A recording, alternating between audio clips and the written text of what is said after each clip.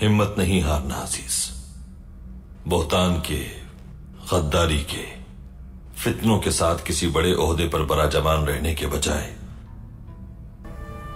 हक और सच का साथ देकर जिंदान में पहुंच जाना ज्यादा बेहतर है।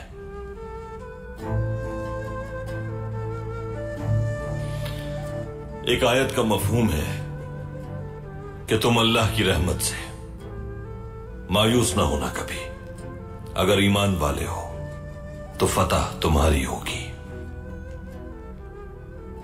अगर हक और सच का साथ देने का अंजाम जिंदान की कैद है और किस्मत को यही मंजूर है, तो फिर यूसुफ अलैहिस्सलाम की तरह हम भी इस जिंदान को अपने सब्र के नूर से मुनव्वर कर देंगे।